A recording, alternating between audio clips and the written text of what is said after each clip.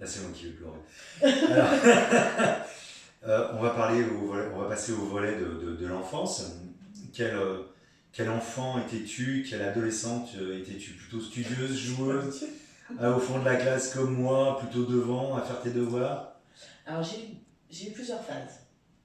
J'ai eu plusieurs phases.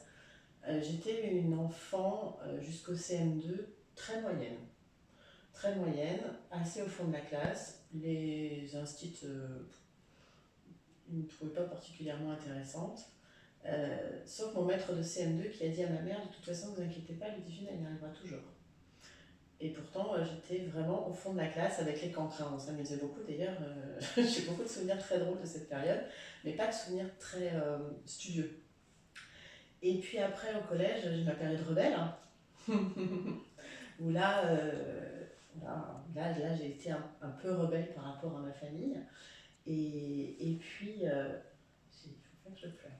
Et puis, euh, et puis j'ai eu un accident de la route quand j'avais 15 ans.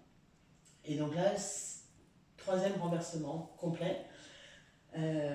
Parce que quand tu as 15 ans, on voit la mort de très très très très près, on vit après différemment, complètement.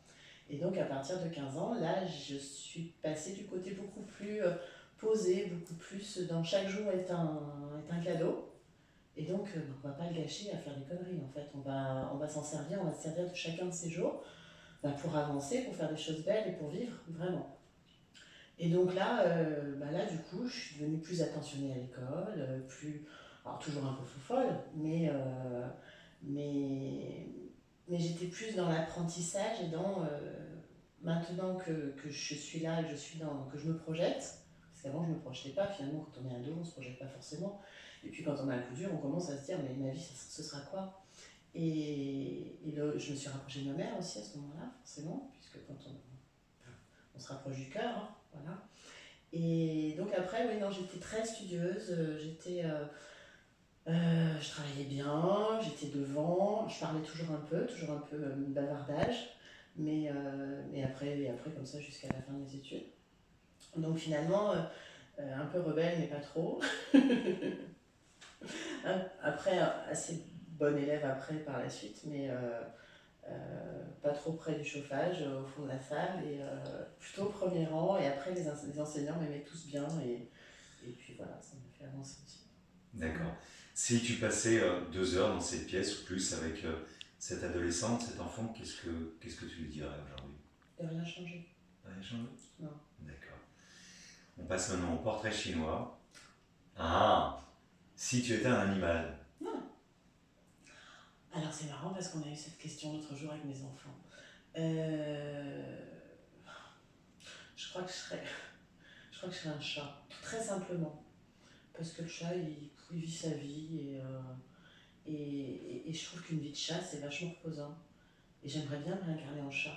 Non, souvent je me dis, quand je vois mon chat, franchement, elle sort quand elle veut, elle chasse un peu, elle dort, elle mange, elle n'a pas de soucis. Donc je me dis, ma prochaine vie, si j'étais un chat, ça serait vachement cool pour se ressourcer.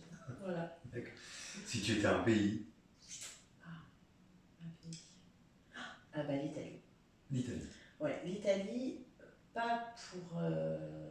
En fait, quand je réfléchis à si j'étais un pays, je prends le pays que j'aime le plus. Bon, j'aime la France, bien sûr, mais l'Italie, c'est mon pays de cœur. Enfin, c'est vraiment l'endroit où j'aimerais finir mes jours. Je sais pas, bon, ça c'est bizarre à expliquer, hein, mais donc c'est pas, je serais pas l'Italie politiquement, je serais pas l'Italie géographiquement, je serais l'Italie parce que l'Italie m'appelle. Voilà.